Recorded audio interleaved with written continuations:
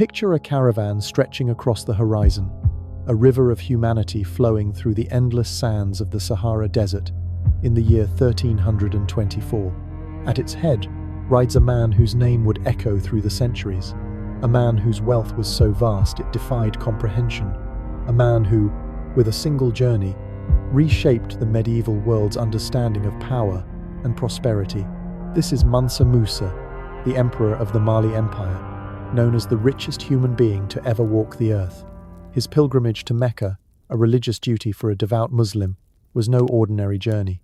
It was a spectacle of such grandeur that it announced to the world that Africa housed an empire to rival the greatest kingdoms of Europe, Asia, or the Middle East. But beneath the glittering surface of this legendary Hajj lies a web of mysteries, whispers of deliberate economic warfare, and questions about why this story was nearly erased from history. Welcome to a tale of gold, ambition, and secrets that have slumbered for centuries, waiting to be uncovered. Mansa Musa ascended to the throne of Mali in 1312, inheriting not just a kingdom but a gold-producing machine that churned out wealth at a rate that would make modern tycoons tremble. The Mali Empire, sprawling across West Africa from the Atlantic coast to the bend of the Niger River, covered an area larger than many European kingdoms combined, encompassing parts of modern-day Senegal, Mauritania, Mali, Burkina Faso, Niger, Guinea, Gambia, Guinea-Bissau, and Ivory Coast. At its heart lay the city of Timbuktu, a trading post turned metropolis, where the riches of the Sahara's salt mines met the glittering gold dust of the southern rivers. Mali controlled an estimated 10 to 15% of the world's gold supply, a dominance akin to a single nation today, holding sway over a comparable share of global oil. Economists estimate Musa's personal wealth at $400 to $700 billion in modern terms, a fortune so immense it dwarfed the treasuries of medieval Europe's mightiest kings.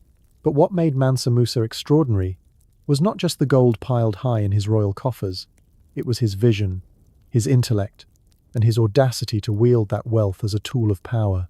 Unlike many rulers of his time, who hoarded riches or squandered them on fleeting pleasures, Musa understood that wealth could reshape destinies not just his own, but those of entire civilizations. His decision to undertake the Hajj, the Islamic pilgrimage to Mecca, was not merely a fulfillment of religious obligation. It was a calculated act of economic diplomacy, a chance to display Mali's sophistication to a world that knew little of Africa beyond vague tales of gold from south of the Sahara. Musa saw an opportunity to rewrite the medieval world's map, to place Mali at its center, and to ensure that his empire's name would resonate across continents. The preparation for this journey was a feat of logistics that would challenge even a modern government. For 2 years, Musa planned meticulously, ensuring his empire remained secure during his absence, which would last over a year. He organized supplies, accommodations, and a traveling party so vast it seemed to defy reality. When the caravan finally assembled in 1324, it was unlike anything the medieval world had ever witnessed. 60,000 people marched under Musa's banner, soldiers to protect the route, scholars to showcase Mali's intellectual prowess, craftsmen to demonstrate its technical skill, and 12,000 slaves dressed in fine silk, each carrying golden staffs to proclaim the empire's opulence. 80 camels bore 300 pounds of gold dust each, a total of 24,000 pounds, over $600 million in today's currency. This was not mere wealth. It was a statement, a declaration that Mali was no distant land of myth, but a power to be reckoned with. Yet, this caravan carried more than gold. It was a living tapestry of Mali's society, carefully curated to reflect the empire's depth. Among the travelers were some of Timbuktu's finest minds, scholars from the University of Sankore, clutching manuscripts on astronomy, mathematics, and Islamic law. There were goldsmiths whose intricate work rivaled the finest in Cairo or Damascus, leather workers crafting goods sought after across the Mediterranean, and architects whose designs would soon reshape Timbuktu's skyline. Even the slaves, often skilled artisans or educated administrators, were a testament to Mali's human capital, displayed as deliberately as a king might parade his armies. The caravan's animals were no less impressive. Arabian purebred horses, worth fortunes to European knights, and dairy camels providing fresh milk to sustain the journey. Every detail, from the silk umbrellas adorned with golden birds to the emperor's tent of precious metals, was designed to dazzle. As the caravan moved eastward at a stately pace of 15 miles per day, it was not just a pilgrimage, but a royal progress through foreign lands. Musa conducted imperial business at every stop, meeting local rulers, negotiating trade agreements, and gathering intelligence on the political and economic landscapes of North Africa and the Middle East. Arab chroniclers, such as al-Umari writing in Damascus, described the caravan as a phenomenon that belonged more to legend than reality.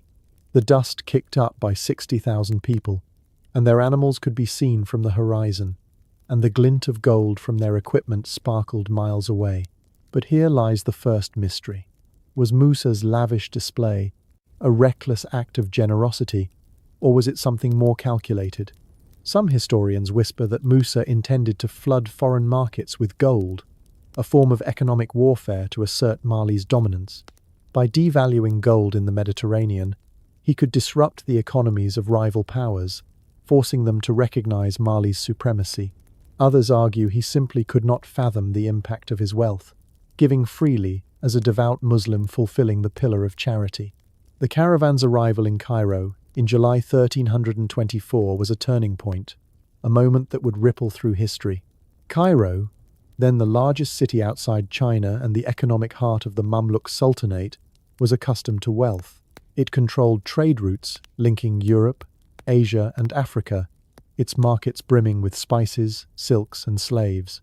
When Musa's procession entered the city, the Mamluk Sultan, al-Nasir Hassan, expected a wealthy African king to pay customary tribute, bowing in submission as protocol demanded. But Musa refused. As a fellow Muslim ruler, he declared he owed allegiance only to God, not earthly princes. This act of defiance shocked the court. Advisors whispered of insult, some urging military retaliation. Yet Musa silenced their murmurs. With a gesture so extravagant, it left Cairo speechless. He began distributing gold with a casualness that bordered on the surreal. To courtiers, merchants, even random passers-by, Musa handed out pure gold dust in quantities that transformed lives. Chroniclers recorded scenes that seem almost fantastical. A single gift making a man wealthy enough to never work again. Market stalls emptied as Musa paid 10 times the asking price without bargaining.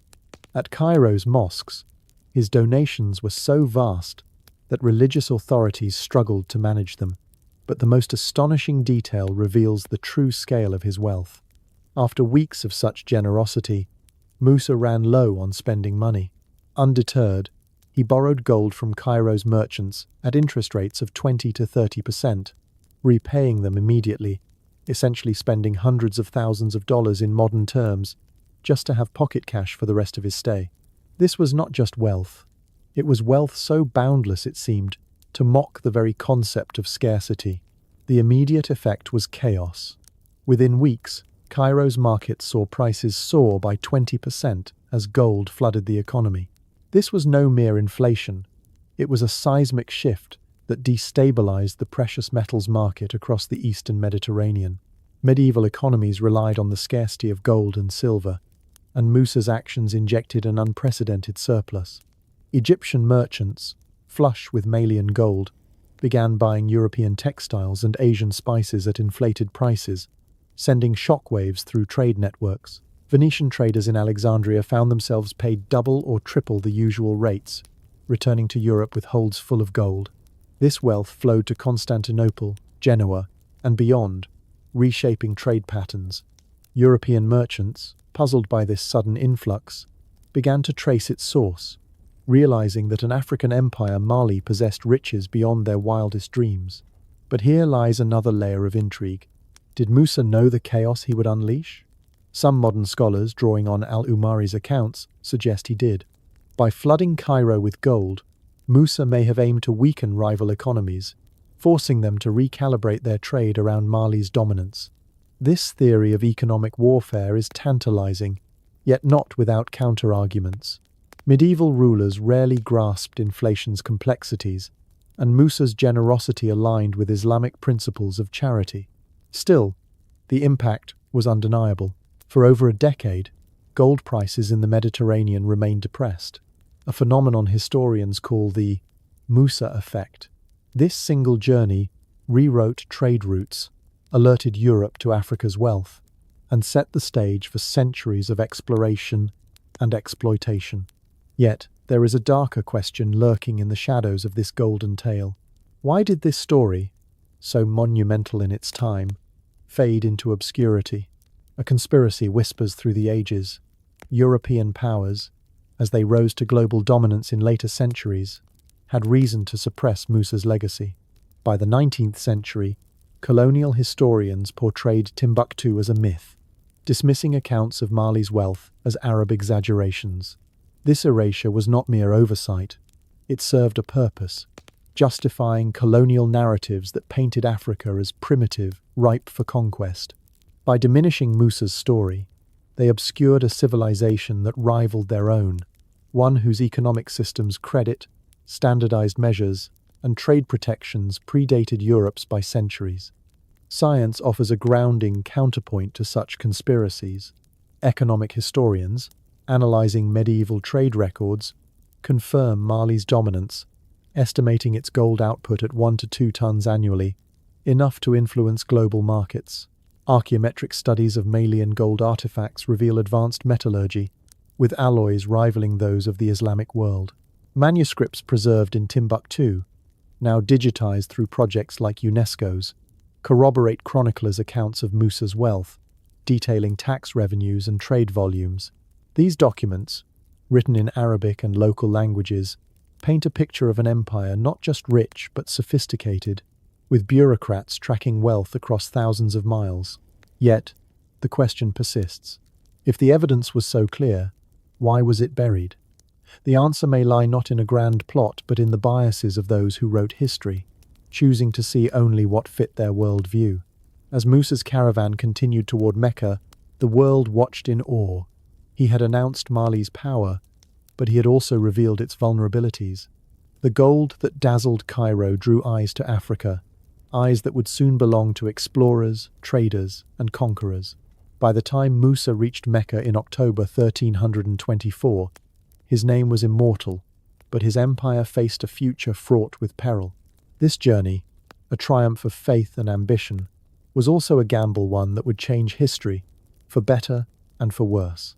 And as we drift deeper into this story, the mysteries only grow. What secrets did Musa learn in Mecca, and what price would Mali pay for shining so brightly? Let these questions linger, dear listener, as we journey further into the golden heart of a forgotten empire. In the heart of the Sahara, where the Niger River kisses the desert's edge, lies a city that once held the world's knowledge in its hands. Timbuktu, by the 14th century, was no mere trading post but a beacon of intellect, its libraries brimming with manuscripts that challenged the very notion of what a medieval city could be. These were not just books, they were vessels of ideas, carrying the wisdom of astronomers, physicians, and philosophers across centuries. Yet, their story is shrouded in enigma. Were some of these texts encoded with secrets too dangerous to be read? Did invaders deliberately target them to erase Africa's brilliance from history's pages? And why, for so long, did the world forget this intellectual empire? Let us step into Timbuktu's dusty streets, where scholars once debated under starlit skies, and uncover the mysteries of a city that rivaled the greatest centers of the medieval world. Timbuktu's transformation into an intellectual powerhouse began in the 13th century, under the Mali Empire's visionary rulers. By 1300, the city's population swelled to over 100,000, surpassing London or Paris at the time. At its core stood the University of Sankore, a mosque school that evolved into a hub of learning unlike any other. Its library held an estimated 700,000 manuscripts, a collection so vast it dwarfed the libraries of Europe, where books were scarce and often chained to monastery walls. These manuscripts, written in Arabic and local African languages, covered astronomy, mathematics, medicine, law, philosophy, and history. They were not mere copies of ancient texts, but original works, born from a fusion of Islamic scholarship, African oral traditions, and empirical observation. Sankore was no cloistered academy. It was a living institution where scholars from Morocco, Egypt, and even Islamic Spain converged, drawn by Mali's wealth and intellectual freedom. Consider the work of Ahmad Baba, a 16th-century scholar whose life bridged the Mali and Songhai eras. His legal treatises address the complexities of governing a multi-ethnic empire, blending Islamic jurisprudence with African customary law. His writings were so influential that they were studied in law schools from Cairo to Cordoba, shaping debates on justice and governance. Or take Mahmud Kati, whose chronicles, like the Tariq al-Fatash, preserved African histories that might otherwise have vanished.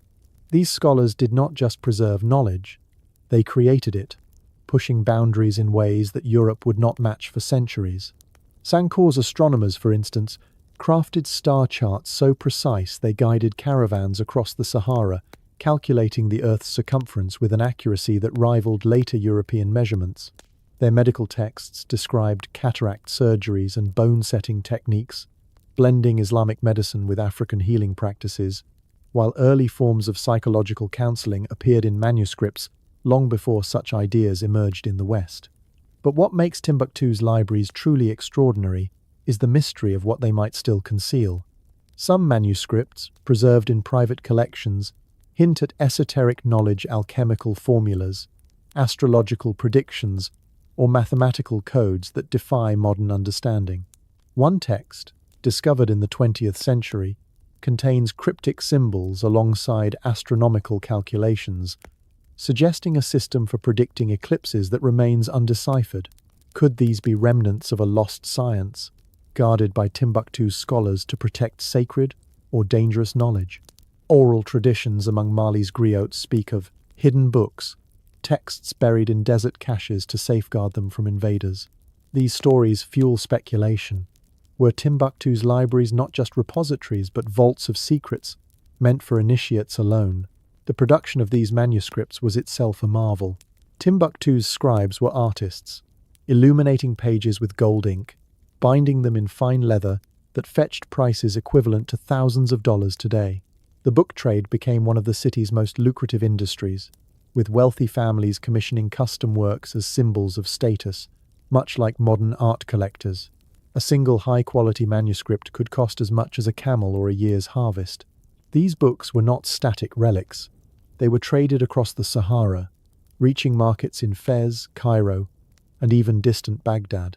The University of Sankor operated like a modern research institution, with scholars engaging in debates, conducting experiments, and publishing treatises that synthesized African and Islamic thought. This was no isolated outpost, but a node in a global network of ideas, where knowledge flowed as freely as gold. Yet, a shadow hangs over this golden age. Why did such a vibrant intellectual culture vanish from the world's memory? A chilling possibility emerges. The destruction of Timbuktu's libraries may have been no accident. In 1591, Moroccan forces, led by Judar Pasha, stormed the city, then under Songhai control. Armed with muskets and cannons, they overwhelmed defenders wielding spears and bows. The conquest was swift, but what followed was devastating. The invaders ransacked Sankor's libraries, seizing manuscripts as trophies or destroying them outright. Scholars were killed, enslaved, or forced to flee, severing the intellectual networks that had sustained Timbuktu's greatness. Some historians argue this was a deliberate act, not just to control the gold trade, but to erase evidence of African intellectual superiority. By dismantling Timbuktu's libraries, the Moroccans ensured that the city's legacy would fade, leaving Europe free to claim cultural dominance in later centuries. This theory, while compelling, treads the line of conspiracy. Moroccan records, such as those of Sultan Ahmad al-Mansur, suggest the invasion was primarily economic, aimed at seizing the trans-Saharan gold trade. Manuscripts were taken as curiosities, not systematically targeted for destruction. Yet, the scale of the loss, hundreds of thousands of texts vanished or scattered, lends credence to the idea of intentional erasure. Families in Timbuktu hid surviving manuscripts in secret, passing them down through generations, buried in desert caves or concealed in village homes. These acts of preservation suggest a deliberate effort to protect a legacy under threat. The question remains, were the Moroccans acting alone, or did they have tacit European support, as some revisionist historians speculate? Portuguese traders, already probing West Africa's coast, benefited from a weakened Timbuktu, gaining direct access to gold sources. Could they have encouraged Morocco's ambitions, sowing discord to fracture African powers? Science offers a clearer lens. The Timbuktu Manuscript Project, launched in the 1970s, has digitized thousands of surviving texts, revealing their scope and sophistication. Carbon dating confirms their origins from the 13th to 16th centuries, while content analysis shows advancements in astronomy, such as star charts accurate to within minutes of arc, and medical practices like surgical techniques that predated European equivalents. These findings debunk colonial narratives that dismissed Timbuktu as a primitive outpost. Archaeological evidence, including remnants of scriptoriums and bookbinding tools, supports the city's role as a publishing hub.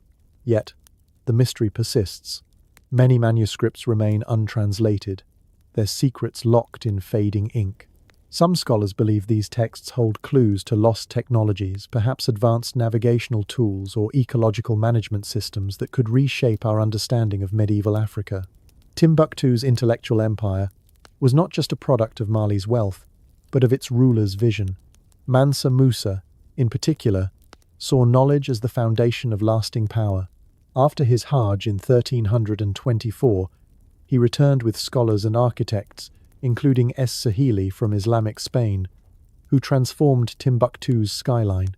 The Great Mosque of Timbuktu, with its pyramidal minarets, became a symbol of this vision, blending African mud brick traditions with Islamic design. Musa invested millions in modern terms to expand Sankore, offering salaries that lured scholars from across the Islamic world. These efforts made Timbuktu a magnet for ideas, where debates on philosophy or mathematics echoed through mud-walled halls. The city's libraries were not just repositories but living forums, where knowledge was created, challenged, and shared. The impact of this intellectual culture extended beyond Timbuktu's walls. Malian scholars influenced Islamic jurisprudence, with Ahmad Baba's legal principles shaping rulings in distant courts. Their astronomical work aided navigation, enabling caravans to cross the Sahara with precision. Medical innovations, such as treatments for tropical diseases, saved countless lives, blending herbal remedies with surgical precision. These achievements challenged the notion that medieval Africa was intellectually stagnant. Instead, Timbuktu was a crucible of innovation, where African traditions met global scholarship, creating a synthesis that was centuries ahead of its time. But the fragility of this empire of ideas became painfully clear. As Mali declined after Mansa Musa's death in 1337, Timbuktu's libraries faced growing threats. Succession crises weakened the empire's ability to fund institutions, and scholars began migrating to other centers like Fez or Cairo. The Songhai Empire, which absorbed Timbuktu by the late 15th century, maintained its intellectual legacy for a time, but the Moroccan invasion dealt a fatal blow. The loss was not just physical but cultural. The scholarly networks that connected Timbuktu to the world unraveled, and the city's reputation faded into myth. The rediscovery of Timbuktu's manuscripts in the 20th century is a story of resilience. Hidden by families for over 400 years, these texts survived war, neglect, and colonial erasure. When European explorers rediscovered Timbuktu in the 1920s, they were shocked to find a city that matched Arab accounts, not the primitive outpost they expected. Since the 1970s, projects like UNESCO's have catalogued and digitized thousands of manuscripts, revealing a civilization that rivaled the Islamic Golden Age. Yet, many texts remain untranslated. Their contents a tantalizing mystery. Do they hold formulas for lost sciences, codes for governance, or simply the daily records of a city that thrived on knowledge? The enigma of Timbuktu's libraries endures. Were they targeted to suppress Africa's intellectual legacy, or were they collateral damage in a quest for gold? The truth likely lies in a mix of intent and chaos, but the loss was profound. Timbuktu's story reminds us that knowledge, like gold, can be both a treasure and a target.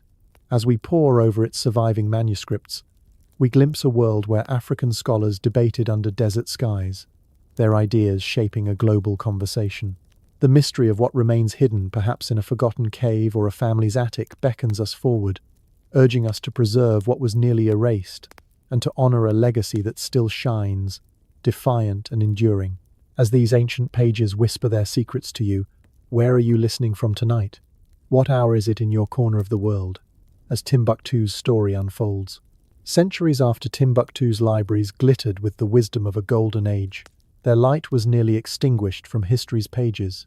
The Mali Empire, once a colossus of wealth and intellect, was reduced to whispers, its grandeur dismissed as myth by those who reshaped the world's narrative. How could a civilization that rivaled Baghdad and Cordoba fade into obscurity? Was this erasure a mere accident of time, or something more deliberate, a calculated effort to bury evidence of Africa's medieval brilliance? Hidden manuscripts, guarded through generations in desert caves and secret chambers, suggest a story of resilience against a tide of forgetting. As we unravel this mystery, questions emerge. Why were these texts concealed with such care? Did they hold secrets too potent for conquerors to tolerate? And who stood to gain by erasing Mali's legacy from the annals of human achievement? The fall of Timbuktu's intellectual empire began not with a single blow, but with a slow unraveling, accelerated by the catastrophic Moroccan invasion of 1591. By then, Timbuktu was under Songhai control, but its libraries still housed hundreds of thousands of manuscripts, treasures of knowledge amassed over centuries.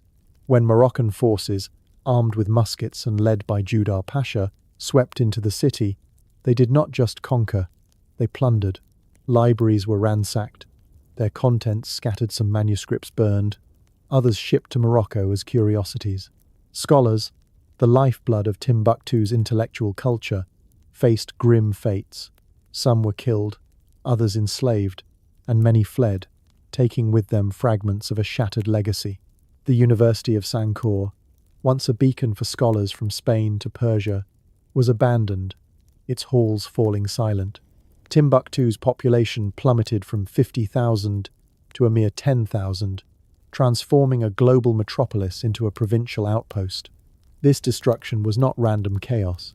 Moroccan Sultan Ahmad al-Mansur aimed to seize the gold trade, but the targeting of Timbuktu's intellectual heart raises questions. Did the invaders see these manuscripts as threats, proof of an African civilization that challenged emerging narratives of European and North African superiority? Some historians speculate that the looting was strategic, designed to dismantle not just Timbuktu's economy, but its claim to cultural preeminence.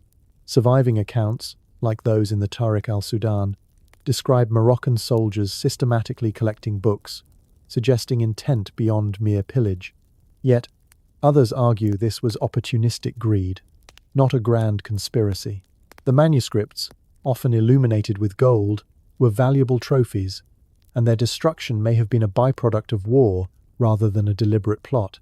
The truth lies in a murky middle, economic motives intertwined with a disregard for African intellectual heritage, leaving Timbuktu's legacy vulnerable. What followed was a more insidious erasure, one that unfolded over centuries. By the 17th century, as European powers began their colonial ambitions in Africa, Timbuktu's story was fading. European explorers and historians, arriving in West Africa, encountered a region that no longer matched the dazzling accounts of Arab chroniclers like Ibn Battuta, who had visited in 1353. The city's mud-brick mosques had crumbled under neglect, its libraries were dispersed, and its scholars were gone. To colonial eyes, this decay confirmed prejudices about African societies as primitive, incapable of the sophistication described in medieval texts. By the 19th century, European writers routinely dismissed tales of Mansa Musa's wealth and Timbuktu's grandeur as Arab exaggerations, mere fables spun by desert storytellers. When French explorer René Callier reached Timbuktu in 1828, he declared it a disappointment, a dusty village, unworthy of its legendary status, ignoring the hidden manuscripts that still survived. This dismissal was not mere ignorance. A troubling possibility emerges. Colonial powers had reason to downplay Mali's achievements. The 19th century saw Europe's scramble for Africa, justified by claims of bringing civilization to a supposedly backward continent. Acknowledging a medieval African empire that rivaled Europe's own would have undermined this narrative. Timbuktu's libraries, with their evidence of advanced astronomy, medicine, and governance, posed a challenge to colonial ideologies. By portraying Africa as a land of tribes and savagery, European powers could rationalize their conquests, from the slave trade to territorial annexation. This erasure was not a single act but a cumulative process, woven into histories written by colonial scholars who selectively ignored Arab and African sources. The Mali Empire, once depicted on European maps with a king holding a golden orb, became a footnote, its intellectual legacy buried beneath layers of bias. Yet, the people of Timbuktu fought to preserve their heritage. Families, understanding the value of their manuscripts, hid them with extraordinary care. Some were buried in desert caves, wrapped in leather to withstand the sands of time. Others were concealed in false walls or passed down in secret, generation after generation, through 400 years of turmoil. These acts of defiance suggest more than cultural pride. Oral traditions among Mali's griots hint that some manuscripts contained sensitive knowledge, perhaps political strategies, astronomical codes, or even alchemical secrets that families feared would be misused if discovered. One tale speaks of a Book of Stars, a text allegedly detailing celestial patterns that could predict events beyond mere navigation. While no such book has been found, the story fuels speculation. Were these hidden texts more than scholarly works? Could they have held power that invaders sought to control or destroy? The rediscovery of Timbuktu's manuscripts in the 20th century is a testament to this resilience. In the 1970s, UNESCO and Malian scholars began cataloguing surviving texts, uncovering an estimated 400,000 to 700,000 manuscripts. These documents, preserved in private homes and remote villages, revealed a civilization of staggering sophistication. Astronomical tables showed calculations of planetary movements, accurate to within minutes of arc, predating European equivalents by centuries. Medical texts described treatments for malaria and eye disorders, combining African herbal knowledge with Islamic surgical techniques. Legal writings, like those of Ahmad Baba, addressed governance in a multi-ethnic empire, offering insights still relevant to modern scholars. Carbon dating confirms these manuscripts date from the 13th to 16th centuries, grounding their authenticity in science. The Timbuktu Manuscript Project, ongoing today, has digitized thousands of texts, making them accessible to the world and challenging colonial narratives. But the rediscovery raises new mysteries. Why do so many manuscripts remain untranslated? Some scholars estimate that only a fraction, perhaps 10%, have been fully studied. The rest, written in complex Arabic scripts or local languages like Songhai and Fulani, defy easy interpretation. Could they contain lost knowledge, such as advanced mathematical systems or ecological practices that Mali's scholars perfected? One manuscript, partially translated in 2012, describes a method for predicting crop yields using statistical patterns, suggesting an early form of data analysis. Another hints at a water purification technique, possibly used to sustain Timbuktu's population in the arid Sahara. These glimpses fuel speculation about what else lies hidden, waiting to rewrite our understanding of medieval science. A darker question persists. Is there resistance to fully uncovering Mali's legacy? Some conspiracy-minded historians suggest that modern powers, governments or academic institutions, may be reluctant to fund comprehensive digitization, fearing it would upend Eurocentric histories. While this theory lacks hard evidence, it points to a real issue. Funding for manuscript preservation is limited, and many texts remain at risk of decay. In 2012, jihadist groups in Mali burned hundreds of manuscripts during a brief occupation of Timbuktu, echoing the destruction of 1591. Local families once again smuggled texts to safety, proving the enduring threat to Mali's heritage. This patterned destruction followed by secretive preservation suggests a legacy too potent to be easily forgotten, yet too vulnerable to survive without effort.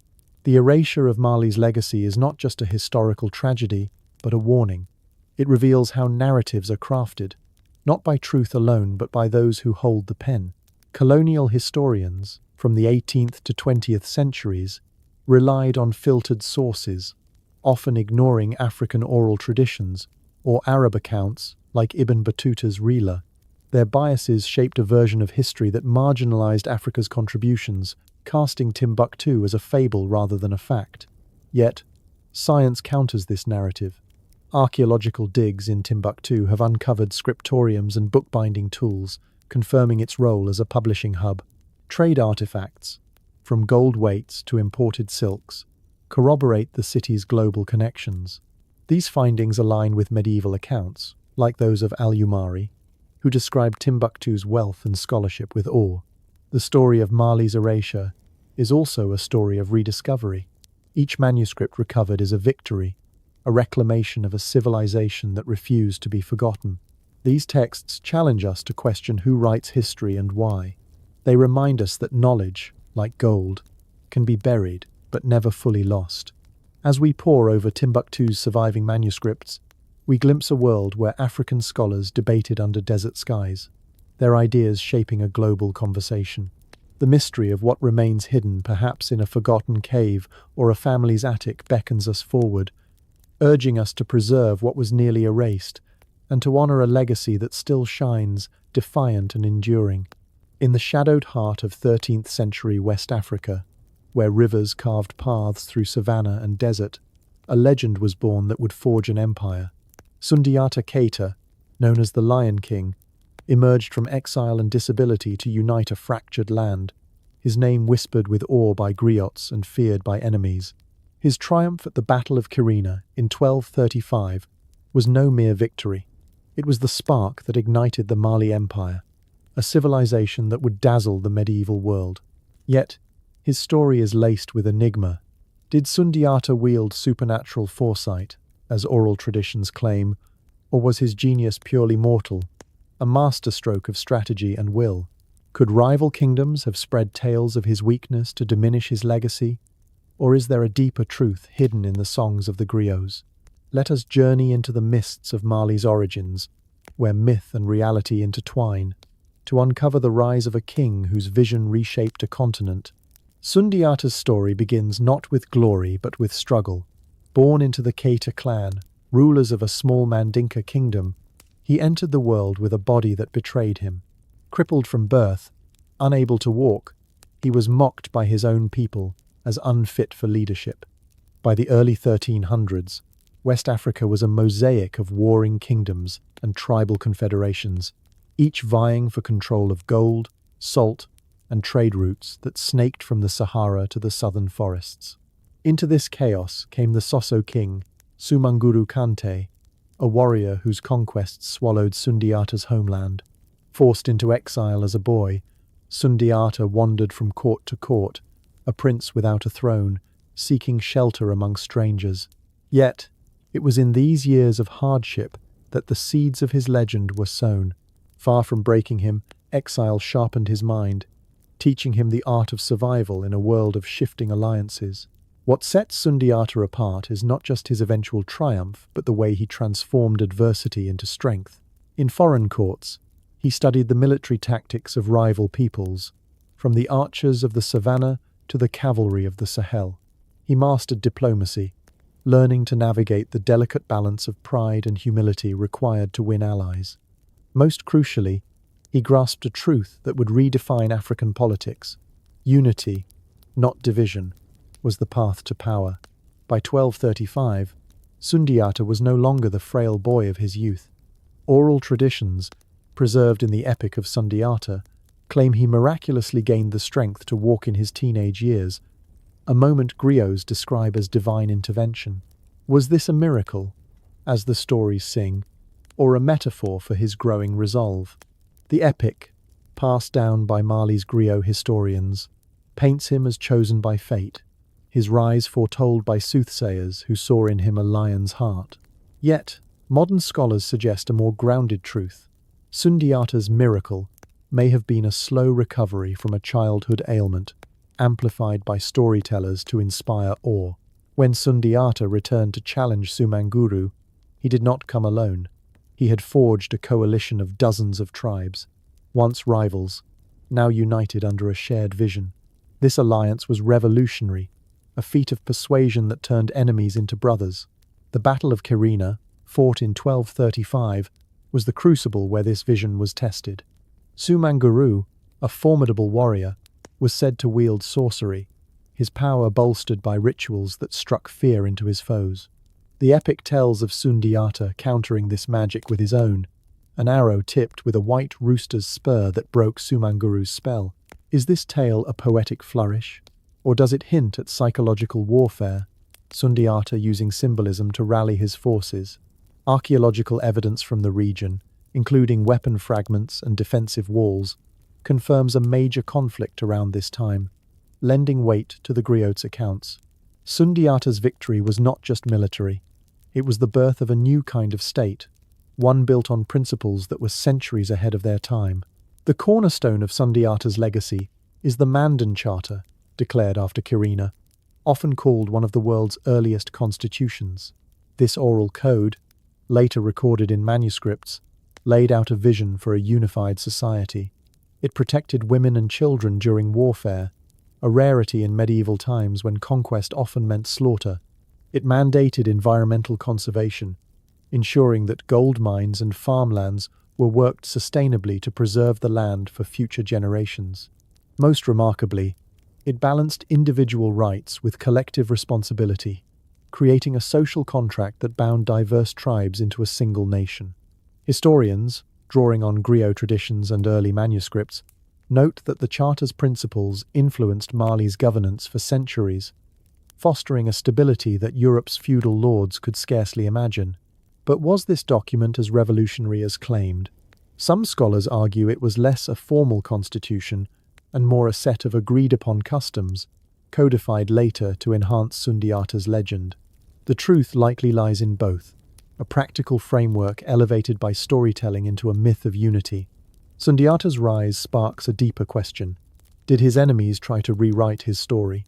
Rival kingdoms, envious of Mali's ascent, had every reason to cast doubt on his legitimacy.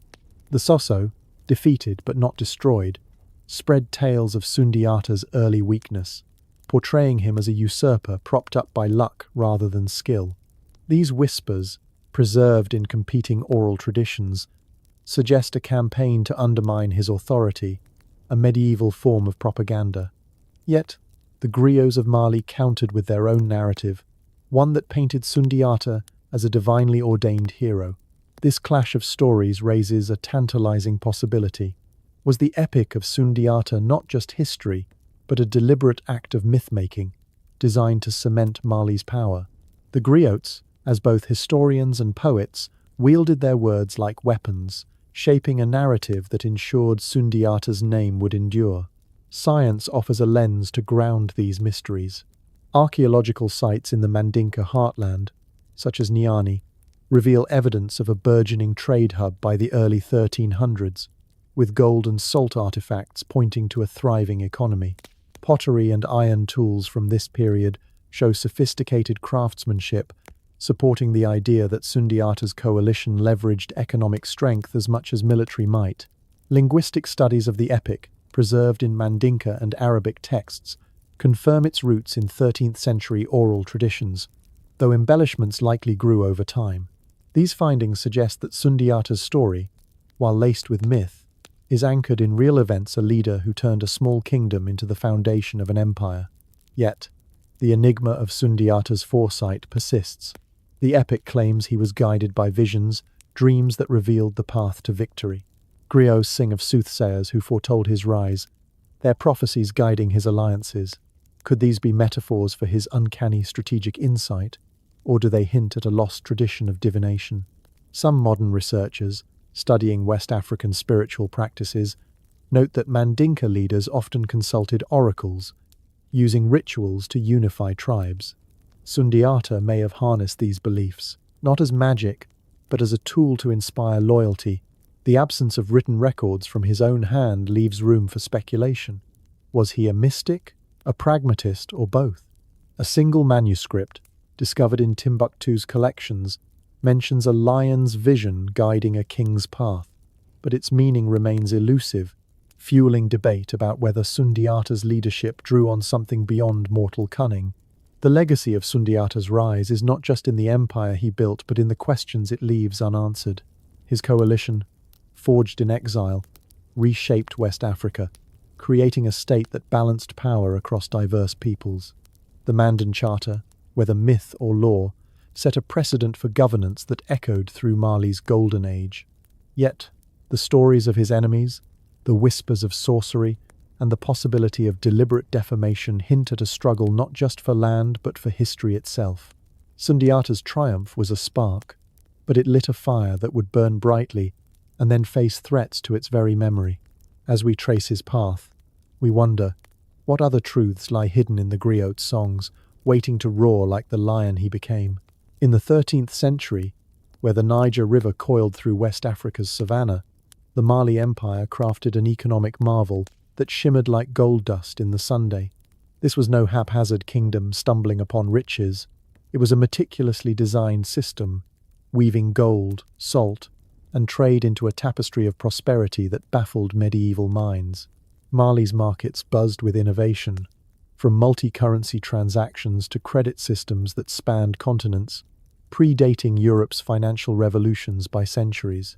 Yet, whispers of secrecy surround this brilliance. Did Mali's merchants guard hidden accounting methods encoded in lost manuscripts? Could European traders, dazzled by Mali's wealth, have borrowed its ideas while claiming them as their own? As we delve into this economic miracle, questions arise. How did a desert empire create a market so sophisticated, and why did its secrets nearly vanish? Let us wander the bustling trade routes of Mali, where every transaction tells a story of genius and enigma. The Mali Empire's wealth was rooted in its mastery of two treasures, gold and salt. The southern regions, like Bambouk and Bure, yielded rivers of gold dust, glittering promises carried downstream. In the north, the Sahara's salt mines, particularly at Tagaza, produced a commodity so precious it was traded pound for pound with gold. A pound of salt, essential for preserving food and sustaining life in the desert heat, could fetch a fortune in southern markets. Tagaza's mines were a world of extremes. Workers toiled in brutal conditions, carving houses and streets from salt blocks. Yet the profits were astronomical. Mali did not just exploit these resources, it revolutionized their extraction. Miners developed techniques unmatched until the Industrial Revolution, using underground networks with ventilation systems that kept workers safe at depths that would challenge modern equipment. These methods, described in Timbuktu's manuscripts, included rotating mining seasons to let the land recover, minimizing environmental damage in ways Europe's exhausted mines could not fathom. But Mali's genius lay not in resources alone, but in the systems that turned them into power. At the empire's heart was Timbuktu, a city where the Niger's boats met the Sahara's camel caravans. Here, merchants from the south traded gold, ivory, and slaves for salt, horses, and goods from North Africa and the Mediterranean. This crossroads was no chaotic bazaar. It was a finely tuned engine of commerce. Mali's rulers, from Sundiata Keita to Mansa Musa, understood that wealth without structure was fleeting. They standardized weights and measures, eliminating fraud and ensuring fair trade across thousands of miles. Imperial armies patrolled trade routes, protecting caravans from bandits and rival kingdoms. This security fostered a positive feedback loop. Safe routes attracted more merchants, whose taxes funded better infrastructure, drawing even more trade. By 1300, Mali's economy generated wealth equivalent to billions of dollars annually, a scale that dwarfed most medieval kingdoms. The empire's financial systems were nothing short of revolutionary. Mali operated on multiple currencies simultaneously, a sophistication unseen in Europe's barter-heavy economies. Gold dust, measured in precise units, served for large transactions and international trade. Cowrie shells, imported from the Indian Ocean, acted as small change for daily purchases, their value standardized across the empire. Salt bars, carved from Tagaza's mines, functioned as a store of value for medium-term savings, their durability making them ideal for merchants. Most astonishing was Mali's credit system, which allowed trade over vast distances without physical wealth. A merchant in Timbuktu could deposit gold with a trusted banker and receive a letter of credit, redeemable in Cairo, Damascus, or Mecca, for local currency at a predetermined rate. This system, detailed in surviving manuscripts like those of the Tariq al-Sudan, predated European banking by 200 years, enabling safe, efficient commerce across the Sahara and beyond. A question lingers: did Mali's bankers use secret methods to protect their system? Some manuscripts hint at cryptic accounting practices, with symbols and abbreviations that modern scholars struggle to decode. These could be early forms of encryption, designed to prevent fraud or conceal wealth from rivals. One text, partially translated in the 20th century, describes a system of shadow ledgers, where transactions were recorded in duplicate, one public, one hidden, suggesting a level of financial secrecy that rivals modern banking.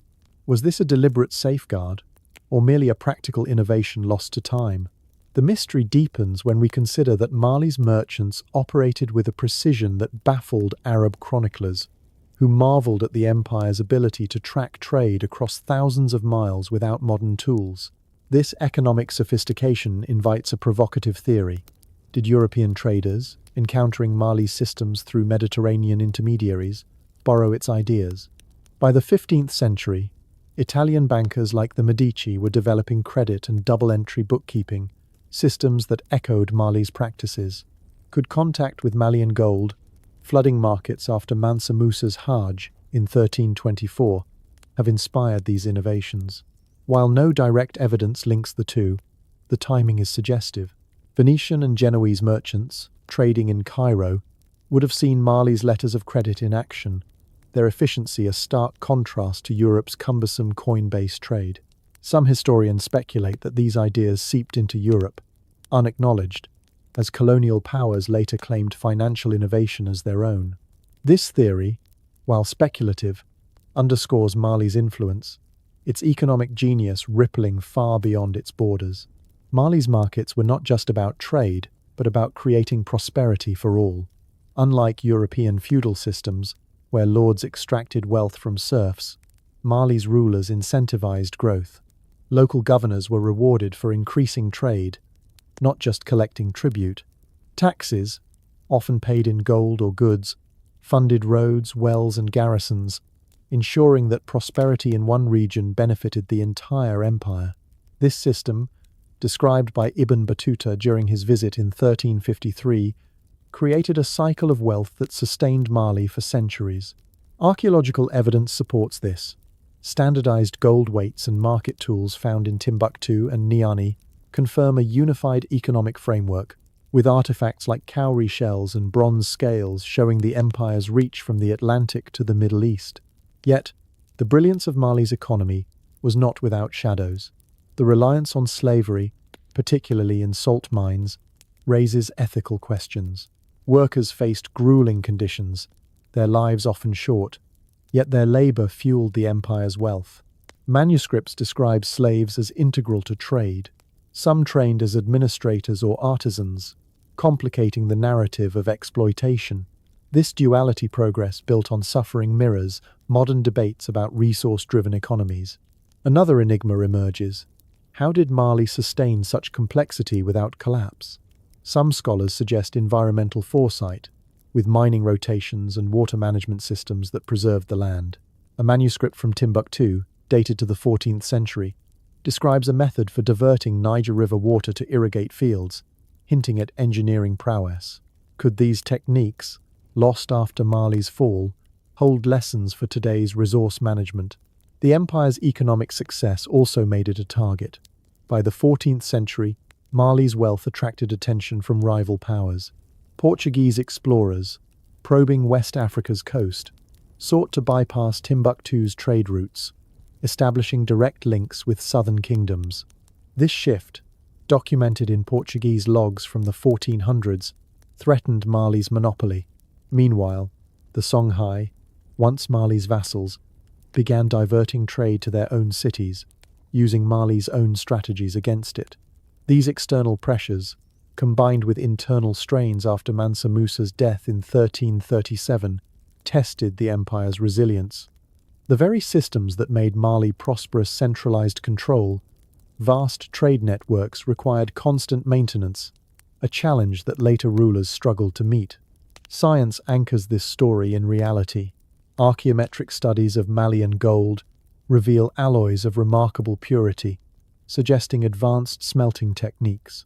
Excavations in Timbuktu and Tagaza uncover trade infrastructure, caravanserais, market squares, and storage jars that confirm the empire's scale.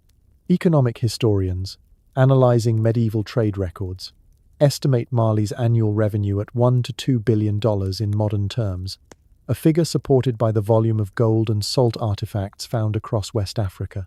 These findings dispel colonial myths that portrayed Mali as a primitive society, revealing instead a market miracle that rivaled the Islamic Golden Age.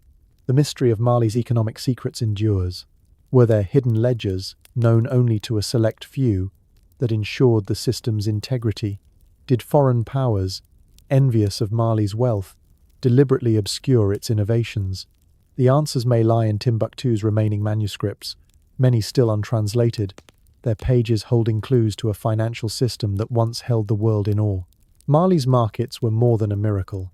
They were a testament to what humanity can achieve when vision meets ingenuity, a legacy that challenges us to look beyond the sands and see the brilliance beneath. If this tale of Mali's economic marvels has sparked your curiosity, consider subscribing and tapping the bell to join us for more hidden histories.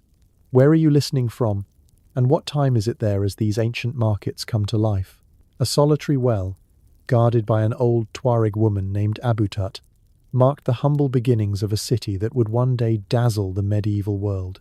In the 11th century, where the Niger River's gentle curve brushed the Sahara's edge, Timbuktu emerged as a fleeting camp for nomads, its name whispered as Tin Abutut, the place of Abutut.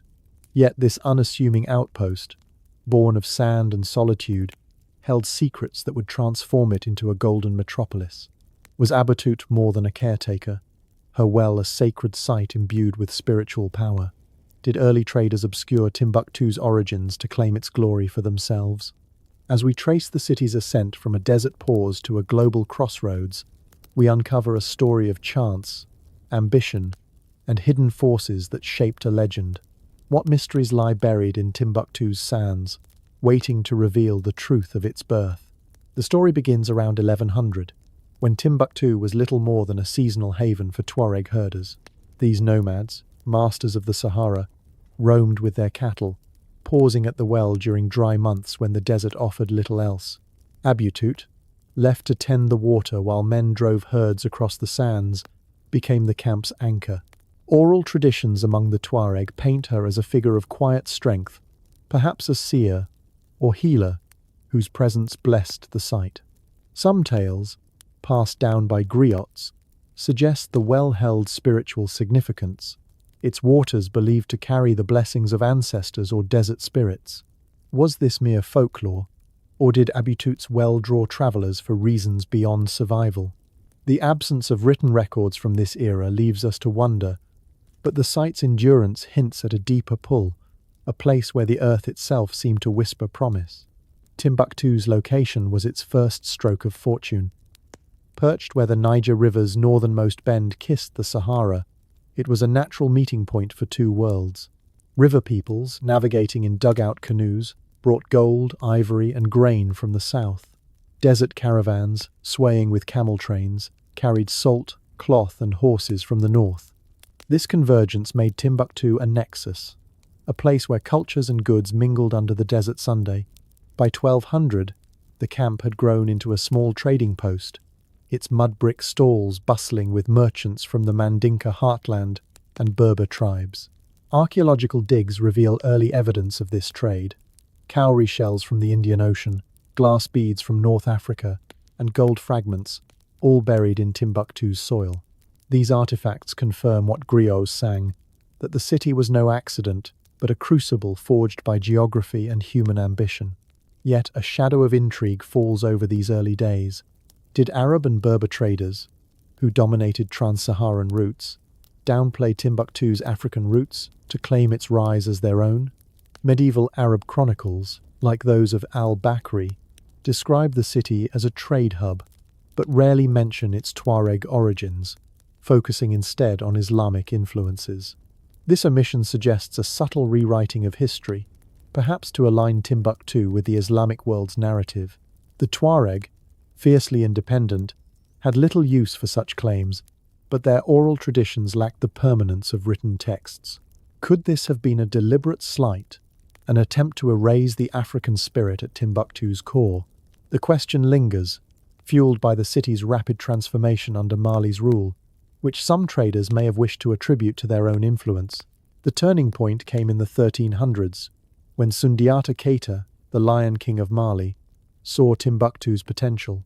After his victory at Kirina in 1235, he incorporated the city into his burgeoning empire, not as a mere outpost but as a cornerstone of his vision.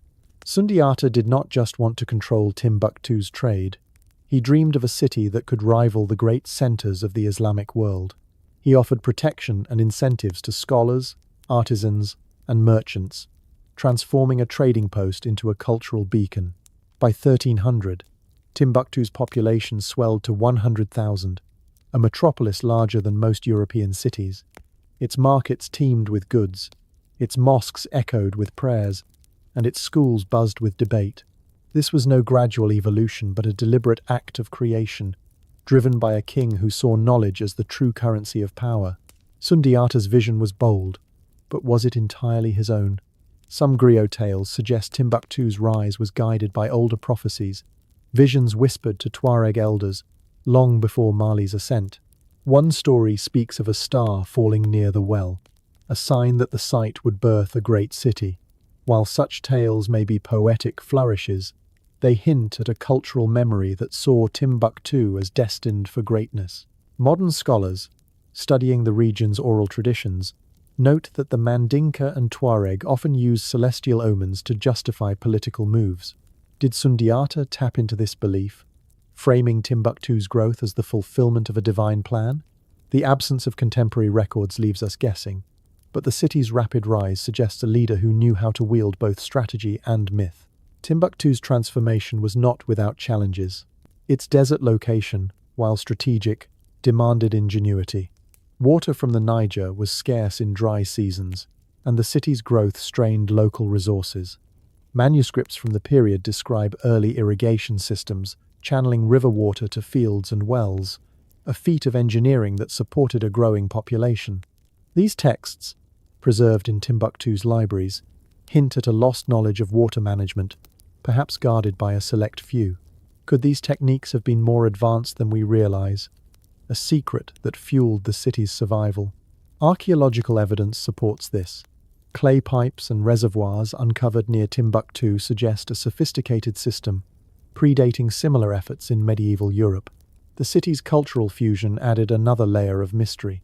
As a crossroads, Timbuktu blended African, Berber, and Islamic traditions, creating a unique identity. Mosques rose in mud brick splendor, their designs echoing local styles yet adorned with Islamic motifs. Markets saw Mandinka traders haggling alongside Arab merchants, their languages mingling in a cacophony of commerce. This diversity was Timbuktu's strength, but did it also spark tension?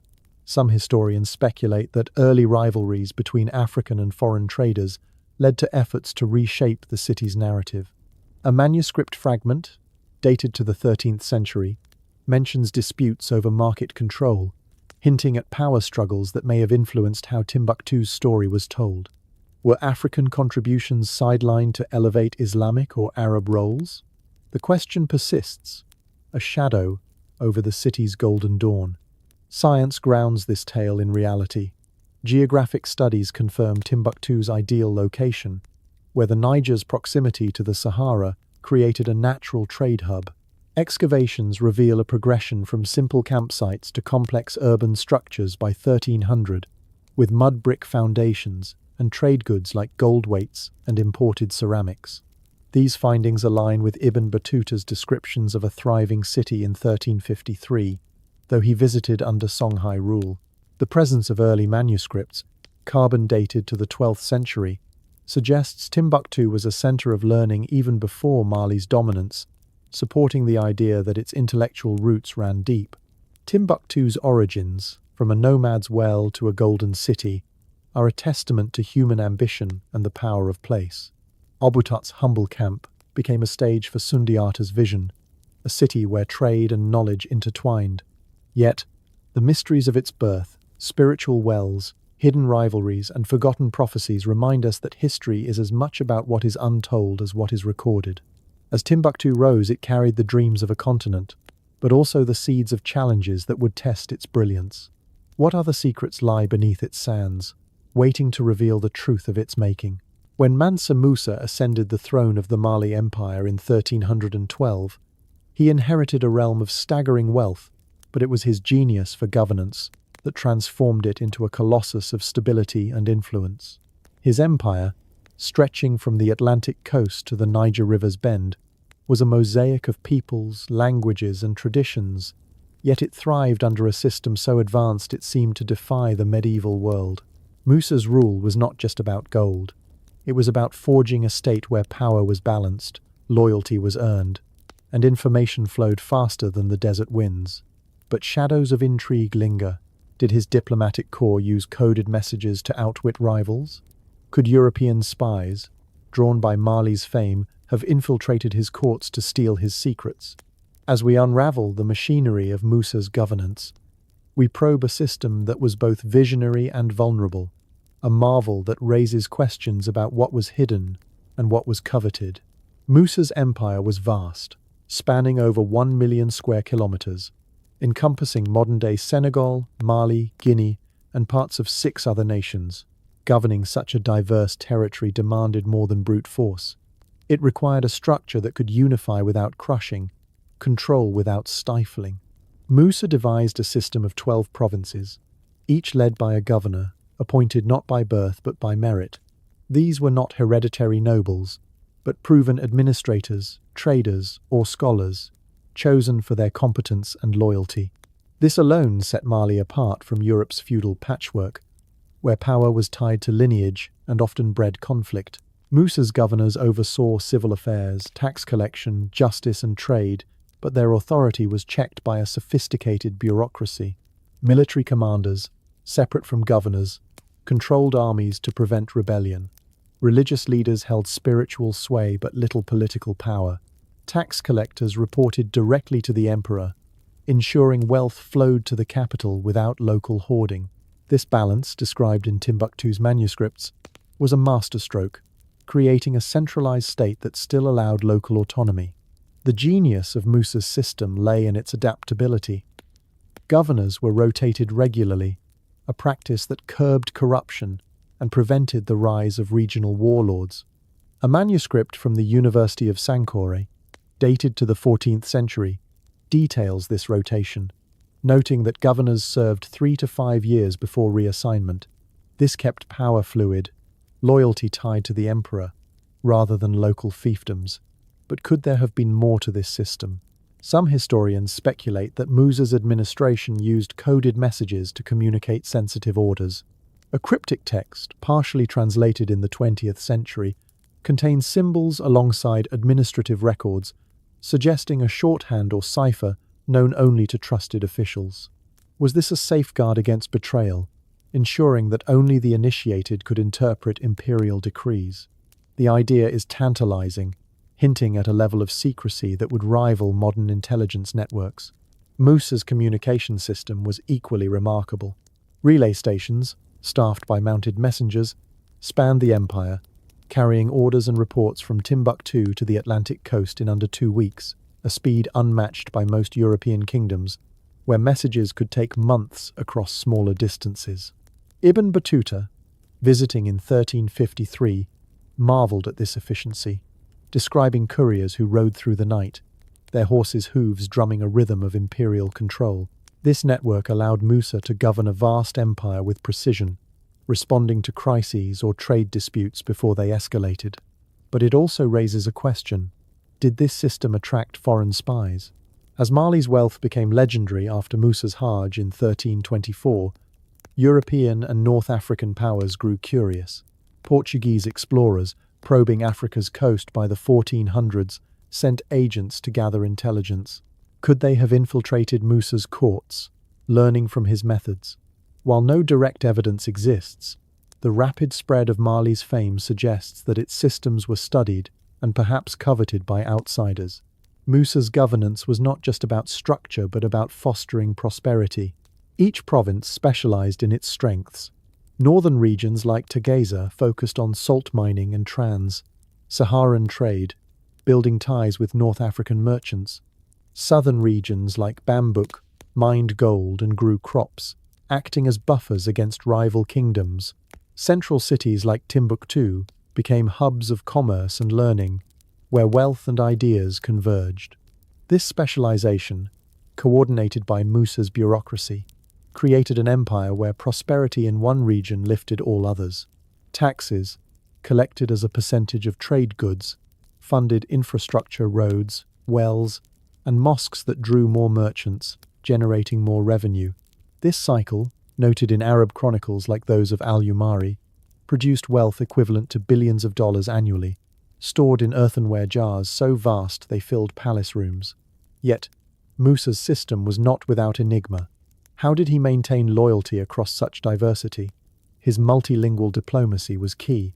Fluent in Arabic, Mandinka, and other local languages, Musa negotiated with merchants and rulers from Morocco to Mecca, building alliances that secured Mali's influence.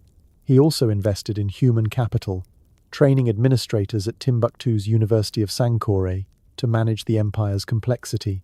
By 1320, Mali had more university-educated officials per capita than most European kingdoms, a fact corroborated by manuscript records of administrative appointments. But this sophistication came with risks. Foreign scholars, recruited after Musa's Hajj, brought expertise but also divided loyalties. A conspiracy theory whispers, did some of these outsiders act as spies, reporting Mali's strengths to rival powers? The Ottoman Empire, expanding into North Africa by the 1500s, showed keen interest in Mali's systems. While speculative, the idea suggests that Musa's openness, while visionary, may have exposed vulnerabilities. Musa's economic policies were as innovative as his governance. He avoided overtaxing provinces, instead incentivizing growth. Governors who increased trade received rewards, aligning their ambitions with the empire's. Standardized weights and measures, enforced by imperial inspectors, ensured trust in markets, a practice Europe would not adopt until centuries later. Most strikingly, Musa's credit system allowed merchants to trade across thousands of miles without carrying gold. Letters of credit, issued in Timbuktu, were honored in distant cities, making trade safer and more profitable. This system, described in the Tariq al-Fatash, was so advanced that it drew envy from Arab traders, who adopted similar methods. Could European merchants, encountering these letters in Cairo, have carried the idea home, unacknowledged? The timing of Europe's banking innovations in the 1500s raises suspicions, though no manuscript confirms direct borrowing. The stability Musa created was remarkable in a world of constant war. While European kings fought over scraps of land, Musa maintained peace across a continent-spanning empire. His diplomatic corps, trained in multiple languages, negotiated treaties that kept rival kingdoms at bay. Religious tolerance, a cornerstone of his rule, allowed Muslims, Christians, and traditional African faiths to coexist, fostering unity. Yet, this peace was fragile, dependent on Musa's personal charisma and wealth. A manuscript fragment hints at a council of whispers, a secret advisory group that guided his decisions. Was this a real body, or a griot's embellishment to explain his foresight? The lack of clear evidence leaves us wondering, but it suggests a ruler who balanced openness with caution, aware that his empire's brilliance could attract danger. Science anchors this story. Archaeological finds, like tax records etched on clay tablets in Niani, confirm Musa's centralized administration. Trade artifacts, gold weights, imported silks show the empire's reach, while manuscript accounts of provincial governance align with Ibn Battuta's observations. These records reveal a system that was both robust and intricate, capable of managing a diverse empire with precision. Yet, the mystery of its secrecy persists. Did Musa's coded messages, if they existed, protect his empire from internal betrayal? Were foreign spies a real threat, or a fear born of Mali's growing fame? As we probe these questions, Musa's governance emerges as a visionary system, one that held a vast empire together but sowed the seeds of its own challenges, waiting to be tested by time and ambition. If the brilliance of Mali's rule has captivated you, explore our Lost Civilizations playlist for more stories of forgotten empires, and let us know where you're listening from tonight. What time is it in your part of the world? In the spring of 1591, a storm of steel and gunpowder swept across the Sahara, shattering the heart of West Africa's greatest city. Timbuktu, once the jewel of the Songhai Empire, faced an unprecedented assault from Morocco, an invasion that would not only seize its gold but plunder its soul. Led by Judar Pasha, a Spanish-born eunuch wielding muskets and cannons, the Moroccan army of 4,000 men crossed 1,500 miles of desert to strike at the Niger River's bend. Their victory was swift, but the aftermath was devastating, a systematic looting that targeted Timbuktu's libraries and scholars, leaving a legacy of loss. Was this merely a quest for wealth, or a calculated strike to erase a civilization's brilliance? Do undiscovered manuscripts still lie hidden in the sands, guarding secrets the invaders could not destroy? As we tread the path of this catastrophic raid, we unravel a tale of ambition, betrayal, and a city's fight to preserve its light against encroaching darkness. By the late 16th century, Timbuktu was no longer Mali's crown but the Songhai Empire's pride, a city of 50,000 where trade and scholarship still flourished. Its libraries held hundreds of thousands of manuscripts, chronicling astronomy, medicine, and law, while its markets hummed with gold, salt, and exotic goods. Yet, this prosperity drew envious eyes from the north. Morocco's Sultan Ahmad al-Mansur, ruling a kingdom hungry for wealth, saw Timbuktu as the key to dominating the trans-Saharan gold trade. European demand for gold had soared, fueling ambitions from Lisbon to London, and Morocco, positioned at the Sahara's northern edge, sought to control the source. The invasion was no impulsive venture. It was a meticulously planned campaign, years in the making, driven by intelligence gathered from spies, traders, and defectors who knew West Africa's secrets. The Moroccan expedition was audacious, bordering on the impossible. Crossing the Sahara, a wasteland of blistering days and freezing nights, required precision and endurance. Judar Pasha's army, assembled in 1590, included not just soldiers but interpreters, engineers, and administrators trained to manage the complex systems of West African cities. They carried firearms, muskets, and cannons acquired from European traders, giving them a technological edge over Songhai's traditional armies. Local guides, recruited from Berber tribes, navigated the desert's perils, while supply chains ensured food and water for a journey that took months. Moroccan chronicles, like those of chronicler al-Fishtali, describe the army's discipline, moving like a serpent through the sands, their cannons glinting under the Sunday. But was there more to this campaign? Some modern historians speculate that European powers, particularly the Portuguese, may have encouraged Morocco's ambitions, hoping to weaken African empires and secure direct access to gold. While no document confirms this, Portuguese trading posts along the West African coast were expanding, their eyes fixed on the same prize. When the Moroccans reached Timbuktu in April 1591, the city was unprepared. Songhai's forces, led by Askir Ishaq II, were brave but outmatched. Armed with spears, bows, and cavalry, they faced firearms that tore through ranks with terrifying precision. The Battle of Tondibi, fought just north of Timbuktu, was a rout. Songhai's army scattered within hours, their capital, Gao, falling soon after. Timbuktu surrendered after a brief siege, its mud-brick walls no match for cannon fire. The speed of the conquest shocked even the Moroccans, who expected fiercer resistance. Archaeological evidence from the region, musket balls, cannon fragments, and burned structures confirms the violence, painting a grim picture of a city overwhelmed. But the true devastation came not in battle but in what followed, a looting so thorough it seemed to target Timbuktu's very identity.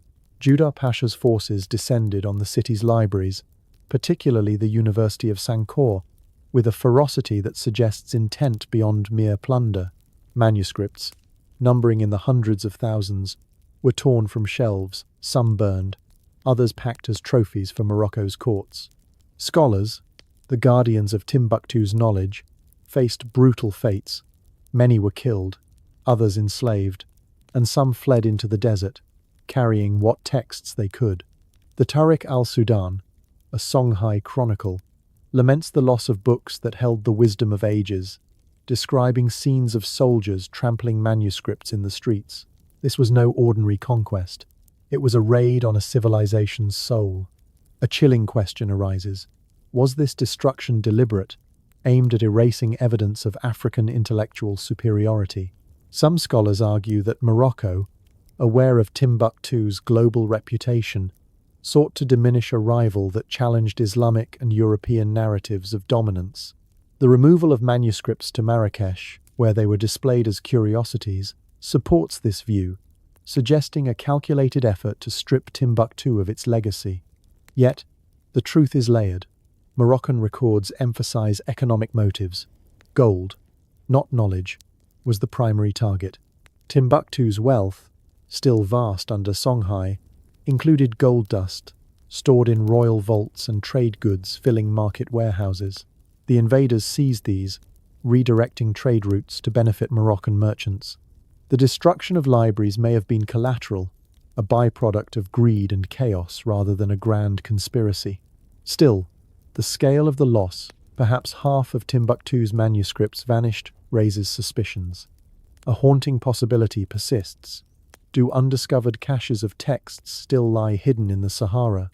Oral traditions among Timbuktu's families speak of secret libraries, manuscripts buried in desert caves or concealed in village attics to protect them from invaders.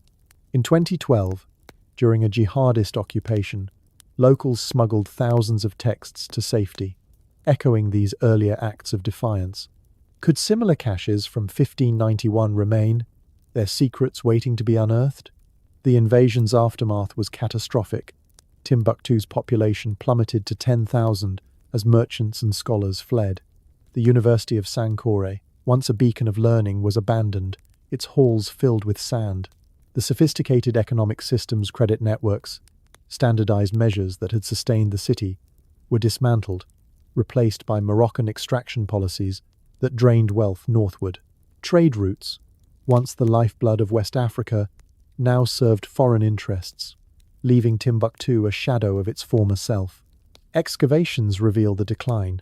Market squares, once bustling, show signs of disuse by the early 1700s, with fewer trade goods and simpler structures. This was not just a military defeat, but a cultural amputation, severing Timbuktu from the global stage.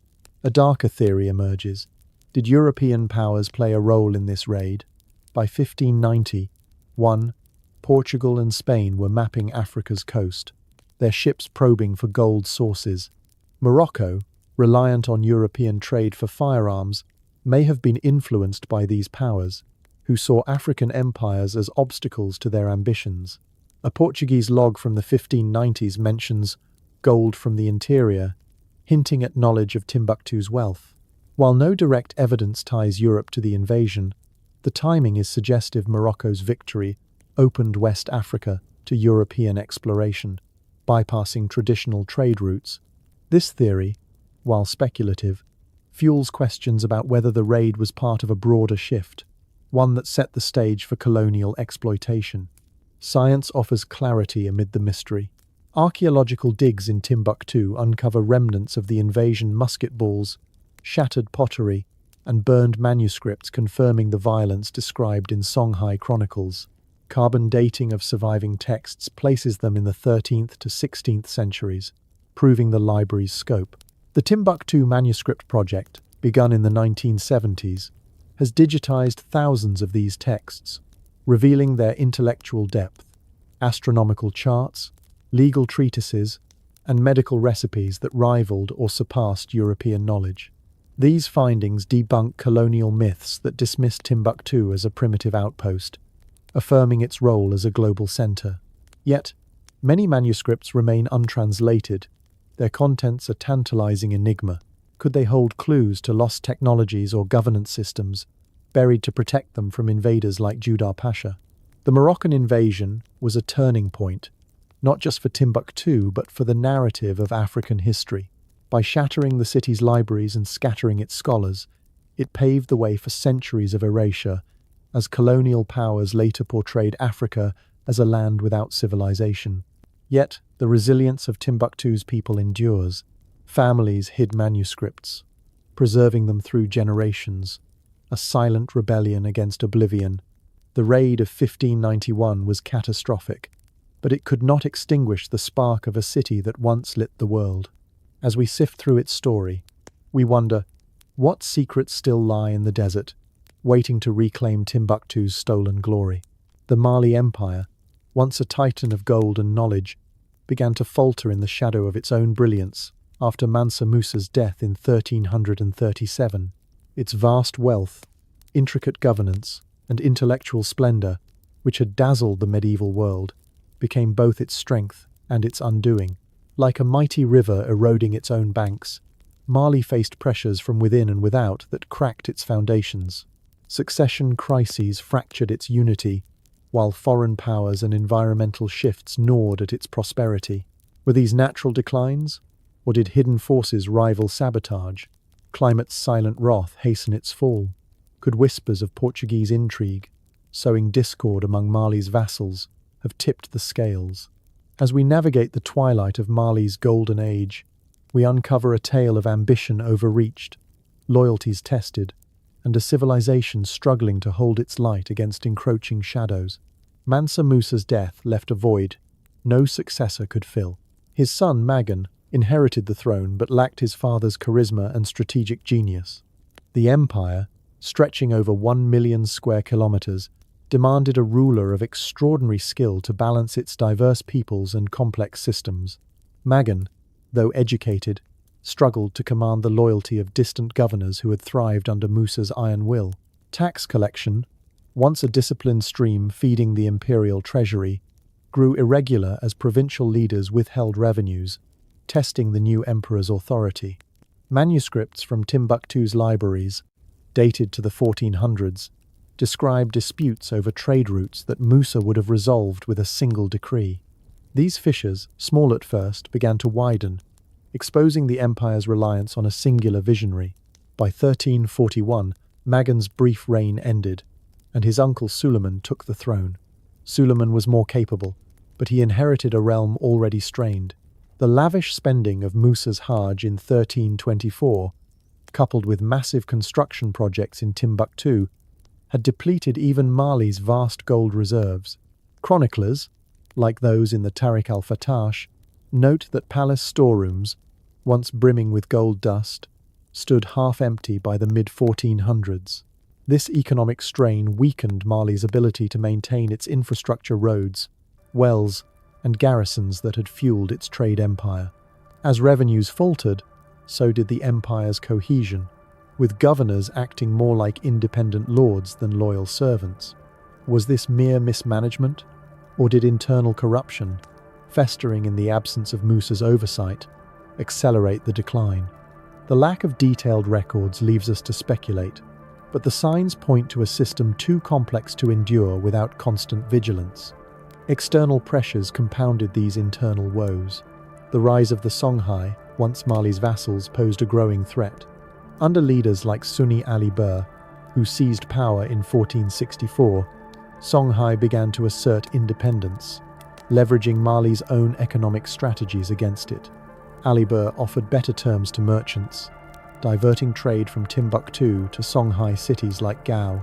He negotiated directly with North African traders, bypassing Mali's diplomatic networks, and recruited scholars dissatisfied with Mali's weakening patronage.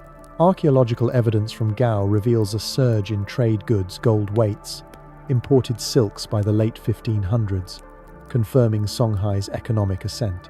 This was no mere rivalry, but a calculated campaign to supplant Mali, exploiting its distractions. Could Songhai's leaders have spread dissent within Mali's provinces, sowing discord to weaken their overlord? Oral traditions hint at such subterfuge, though no manuscript confirms it, leaving a tantalizing gap in the story. The Portuguese, probing West Africa's coast by the 1400s, added another layer of pressure. Their trading posts, established in modern-day Senegal and Gambia, offered coastal kingdoms direct access to European markets, bypassing Timbuktu's trans-Saharan routes. Portuguese logs from the 1450s describe negotiations with local rulers, once Mali's allies, who were lured by promises of firearms and goods. This shift was an existential threat. Why endure the Sahara's perils when gold could sail directly to Europe? A provocative theory emerges. Did the Portuguese deliberately sow discord among Mali's vassals to fracture its empire? Some historians speculate that Portuguese agents encouraged rebellion, offering weapons to coastal kingdoms in exchange for loyalty. While no direct evidence supports this, the rapid decline of Mali's trade routes aligns suspiciously with Portugal's coastal expansion, suggesting a hidden hand at work. Environmental changes cast a darker shadow. By the 1400s, the Sahara was expanding, a slow creep of desert that choked farmland and strained water supplies. Climate studies, based on sediment analysis from the Niger River, indicate a series of droughts in the 1300s and 1400s, reducing crop yields and stressing Mali's gold mines, which relied on water for processing. Oral traditions, preserved by griots, speak of thirsty years when rivers shrank and villages abandoned fields. Could these environmental shifts have been a silent catalyst, weakening Mali's economy at its core? Manuscripts from Timbuktu describe efforts to manage water canals, reservoirs, but these may have been insufficient against a changing climate. This unseen force, more relentless than any army, may have tipped Mali toward collapse, its prosperity tied to a land no longer as generous. The intellectual decline was equally devastating. Timbuktu's University of Sankore, once a beacon for scholars, began to falter as funding dwindled. By the 1400s, manuscripts note a drop in student numbers, with many scholars migrating to Fez or Cairo, where patronage was more secure. The libraries, housing over 400,000 texts, suffered neglect, their manuscripts deteriorating without resources for preservation. This brain drain had practical consequences. Mali's administration, reliant on trained officials, grew less effective. Tax records became erratic, and trade disputes lingered unresolved. A manuscript fragment, dated to the 1450s, laments empty halls where wisdom once thrived, a poignant echo of Timbuktu's fading glory. Was this decline purely economic, or did internal rivalries among scholars, vying for dwindling funds, hasten the exodus? The silence of the sources leaves us wondering, but the loss was profound. Mali's military, once invincible, also weakened. By the 1500s, its armies relied on traditional weapons, spears, bows, cavalry, while rivals like Songhai acquired firearms from European traders. Portuguese records from the 1490s describe selling muskets to African kingdoms, giving Songhai a decisive edge. Excavations in Timbuktu reveal no firearms from this period, suggesting Mali lagged behind. This technological gap, coupled with unpaid soldiers losing discipline, eroded Mali's defenses. Could Mali have adapted if its rulers had embraced these new weapons? The question haunts, as Songhai's victories over Mali's eastern territories by 1500 show a shift in power driven by steel and gunpowder. The interplay of these pressures, internal decay, Songhai's ambition, Portuguese interference, and environmental strain created a perfect storm. By the early 1500s, Mali had lost control of Timbuktu to Songhai, its empire reduced to a fraction of its former glory. Population records, inferred from archaeological surveys, show Timbuktu's numbers dropping from 100,000 in Musa's time to 50,000 by 1450. Trade artifacts, fewer cowrie shells, less imported glass, confirm the city's economic decline. Yet, the mystery persists. Was Mali's fall inevitable, or did hidden actors accelerate it? The Portuguese, with their coastal ambitions, benefited from a weakened Mali, as did Songhai's cunning leaders. Environmental data, while clear on droughts, cannot fully explain the speed of the collapse, suggesting human agency, perhaps betrayal, played a role. Science grounds this narrative. Climate studies, using tree rings and riverbed sediments, confirm the Sahara's expansion, with rainfall dropping 10 to 20% in the 1400s. Archaeological finds abandoned villages, simplified pottery reflect economic stress. Songhai chronicles, like the Tariq al-Sudan, detail Mali's territorial losses, aligning with physical evidence of shifting trade routes. These sources paint a picture of an empire stretched too thin, its brilliance unable to withstand the weight of its own complexity. Yet, the possibility of sabotage, whether by Songhai or European hands, adds a layer of intrigue, a reminder that history is shaped not just by events, but by those who exploit them. Mali's decline was a tragedy of lost potential, a civilization undone by the very systems that made it great. Its internal fractures, external rivals, and environmental challenges wove a noose that tightened over decades. As we ponder this fall, we ask, what secrets died with Mali's empire, and what might we learn from its unraveling? The answers perhaps lie in the sands, waiting for those bold enough to seek them. As you reflect on this tale of a fading empire, where are you joining us from tonight? What time is it where you are, as the echoes of Mali's golden age linger in the air? Beneath the sands of the Sahara, where the Mali Empire once reigned, lie traces of innovations that seem to defy the medieval world's limits. From intricate mining systems to celestial instruments that charted the heavens, Mali's technological prowess fueled its golden age, yet much of it vanished with the empire's fall. These lost technologies, glimpsed in fragmented manuscripts and buried artifacts, whisper of a civilization far ahead of its time. Did Timbuktu's scholars wield tools unknown to their European peers? Could their knowledge have been suppressed to maintain foreign dominance? As we probe the relics of Mali's ingenuity, we uncover enigmas that challenge our understanding of history. What devices, now lost, powered this empire, and do their secrets still linger in the desert's embrace, waiting to be rediscovered? The Mali Empire's technological achievements were rooted in its mastery of resources, particularly gold and salt. In the southern regions of Bambouk and Bura, miners extracted gold dust with methods that astonished medieval observers. Manuscripts from Timbuktu's libraries, dated to the 14th century, describe underground networks stretching hundreds of miles, equipped with ventilation shafts that kept air flowing at depths where heat and darkness would otherwise suffocate workers. These systems, detailed in texts like the Tariq al-Fatash, used bamboo pipes and hand-cranked fans, innovations that would not appear in Europe until the Industrial Revolution. Archaeologists have uncovered remnants of these shafts in Mali's goldfields, with clay-lined tunnels showing signs of deliberate engineering. How did a medieval African empire develop such sophisticated techniques? The answer may lie in a blend of local knowledge and imported ideas, refined through centuries of trial and error. Water management was another arena of Mali's genius. Timbuktu, perched on the Sahara's edge, faced constant water scarcity, yet it sustained a population of 100,000 at its peak. A manuscript fragment, partially translated in the 21st century, describes a system of canals and reservoirs that diverted Niger River water to fields and city wells. These structures, built with mud brick and reinforced with palm wood, maintained irrigation during dry seasons, supporting agriculture in an arid climate. Excavations near Timbuktu reveal clay pipes and storage basins, some dated to the 1300s, confirming the text's accounts. One intriguing detail stands out. A diagram in the manuscript shows a device resembling a water wheel, possibly used to lift water from the river. Was this an early precursor to later hydraulic technologies, or a unique Malian invention lost to time? The diagram's faded lines leave us guessing, fueling speculation about engineering secrets that sustained a desert metropolis.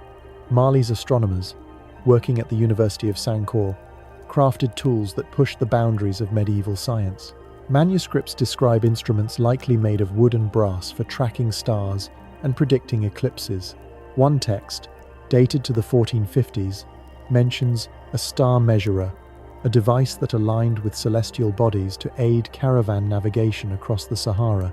Its description suggests a rudimentary astrolabe, but with modifications suited to desert conditions, such as dust-resistant pivots. These tools enabled Malian scholars to create star charts accurate to within minutes of arc, rivaling Islamic observatories in Baghdad. A surviving chart, now held in Timbuktu's manuscript collections, maps constellations with precision that guided traders for centuries. Could these instruments have been more advanced than we know? Some oral traditions speak of a sky mirror, a device that allegedly predicted celestial events beyond navigation. While no such artifact has been found, the story hints at a lost technology, perhaps too fragile to survive the ages. The mystery deepens with Mali's agricultural innovations. To feed its cities, the empire developed crop rotation and soil enrichment techniques that maximized yields in harsh conditions. A 14th century manuscript details a method of mixing river silt with compost to fertilize fields, a practice that boosted millet and sorghum production.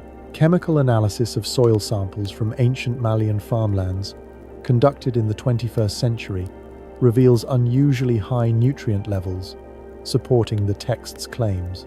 Another text describes a seed selection process, where farmers chose strains resistant to drought, suggesting an early form of agricultural science. These techniques, sustainable by medieval standards, raise a question. Did Mali's farmers possess knowledge that could inform modern efforts to combat desertification? The loss of these methods, unrecorded beyond a few manuscripts, leaves a gap in our understanding, a puzzle that modern agronomists are only beginning to piece together. A shadow of intrigue surrounds these technologies. Were they deliberately suppressed? The Moroccan invasion of 1591, which sacked Timbuktu, scattered manuscripts, and killed or exiled scholars who held this knowledge. Some historians speculate that invaders targeted technical texts, fearing they could empower African rivals. A surviving account from the Tariq al-Sudan describes Moroccan soldiers burning books of craft and measure, suggesting a focus on practical knowledge. Could this have been a calculated effort to weaken Songhai, Mali's successor, by erasing its technological edge? Alternatively, the destruction may have been chaotic, with manuscripts lost in the frenzy of looting. Yet, the survival of some texts, hidden by Timbuktu's families, suggests a deliberate effort to preserve what invaders sought to erase. Oral traditions speak of iron books, texts on metallurgy or engineering, buried in secret caches. No such books have surfaced, but the legend persists, hinting at knowledge too valuable or dangerous to lose. Another theory whispers of European involvement. By the 1600s, Portuguese and Spanish explorers were mapping Africa's coast, their eyes on its gold. Mali's technologies, from mining to navigation, would have been of keen interest. Could European traders, encountering Malian goods in Mediterranean markets, have learned from its methods, only to claim them later? The rise of European mining techniques in the 1700s, with ventilation systems echoing Mali's, raises suspicions. While no direct evidence links the two, the timing suggests a flow of ideas, unacknowledged in European records. This possibility, while speculative, underscores the global impact of Mali's innovations, even as its own legacy faded. Science offers a foundation for these mysteries. Archaeological digs in Mali's goldfields reveal mine shafts with ventilation systems dated to the 1300s, confirming manuscript descriptions. Ceramic pipes and reservoirs near Timbuktu, analyzed through carbon dating, align with texts on water management. Astronomical manuscripts, now digitized through the Timbuktu Manuscript Project, show calculations that match modern observations, proving their accuracy. These findings affirm Mali's technological sophistication, debunking colonial myths that dismissed African societies as primitive. Yet, many manuscripts remain untranslated, their contents locked in fading ink. A text discovered in 2015 mentions a wheel of earth, possibly a surveying tool for mining or irrigation, but its details are unclear. Do these texts hold blueprints for lost devices, or are they merely records of routine practices? The loss of Mali's technologies was not just a casualty of invasion but a consequence of decline. After Mansa Musa's death, succession crises and economic strains weakened the empire's ability to sustain its innovations. Scholars fled, taking knowledge with them, and environmental droughts in the 1400s disrupted mining and agriculture. By the time Songhai fell to Morocco, the systems that supported these technologies had crumbled. Yet, the resilience of Timbuktu's people offers hope. Families hid manuscripts, preserving fragments of this knowledge through centuries of turmoil. In the 21st century, efforts to digitize these texts continue, revealing glimpses of Mali's lost arts. Could undiscovered caches still hold answers, buried in the Sahara's vast silence? As we ponder these vanished technologies, we see a civilization that pushed the limits of its era, its secrets, a challenge to rediscover what history nearly forgot. The Mali Empire's golden age, with its shimmering cities and boundless knowledge, left a legacy that should have echoed through history. Yet it was nearly silenced by centuries of neglect and erasure. Timbuktu's manuscripts, once numbering in the hundreds of thousands, were scattered, hidden, or destroyed, their wisdom buried under the weight of conquest and colonial bias. But like stars obscured by clouds, this legacy endured, preserved in secret by families who defied time itself. In the 20th century, a quiet revolution began, unearthing these texts and revealing a civilization that rivaled the world's greatest. Do these manuscripts still hold undiscovered secrets, codes of governance, lost sciences, or forgotten philosophies? Is there reluctance to fully unveil this legacy, fearing it might rewrite history?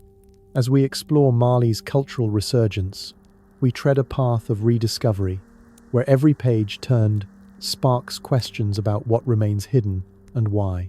The fall of Timbuktu in 1591, when Moroccan invaders sacked its libraries, marked the beginning of a long silence. The Songhai Empire, Mali's successor, could not protect the city's treasures. Manuscripts were burned, looted, or spirited away, and scholars fled or perished. Yet, the people of Timbuktu refused to let their heritage die. Families, from humble traders to noble lineages, hid manuscripts in desert caves, false walls, and clay jars, passing them down through generations. These acts of preservation were not mere sentiment. They were defiance against a world that sought to forget. Oral traditions, whispered by griots, tell of texts guarded as sacred, some believed to contain knowledge too potent for outsiders, perhaps astronomical codes or governance principles that could challenge empires. One tale speaks of a Book of Kings, a manuscript detailing Mali's administrative secrets, buried to protect it from invaders. While no such book has surfaced, the story fuels curiosity. What truths were deemed worth hiding? By the 19th century, Timbuktu's legacy was a shadow, dismissed by European explorers as a myth. When French traveller René Caillet visited in 1828, he saw a dusty town, not the metropolis of legend, and declared it unworthy of its fame. Colonial historians, shaping narratives to justify conquest, portrayed Africa as a land without civilization, ignoring Arab accounts like Ibn Battuta's, which described Timbuktu's splendor in 1353. This erasure was deliberate, aligning with Europe's scramble for Africa, where claims of cultural superiority rationalized exploitation. Mali's achievements, its universities, trade networks, and governance were inconvenient truths, sidelined in favor of stereotypes. But the manuscripts endured, hidden in plain sight, their existence a silent rebuke to those who rewrote history. The rediscovery began in the 1970s, when UNESCO and Malian scholars launched efforts to catalogue Timbuktu's surviving texts. Estimates suggest 400,000 to 700,000 manuscripts, preserved in private homes and remote villages, survived centuries of turmoil. These texts, written in Arabic, Songhai, and Fulani, cover astronomy, medicine, law, and philosophy, revealing a civilization that matched or surpassed medieval Europe and the Islamic world. One manuscript, dated to the 1400s, describes a method for calculating planetary orbits, accurate to within minutes of arc. Another outlines treatments for tropical diseases, blending African herbal remedies with Islamic surgical techniques. These findings, part of the Timbuktu Manuscript Project, challenge colonial narratives, proving Mali's intellectual depth.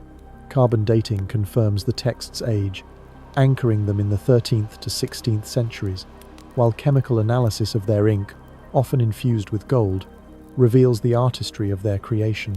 Yet the rediscovery raises unsettling questions. Why have so few manuscripts been fully translated?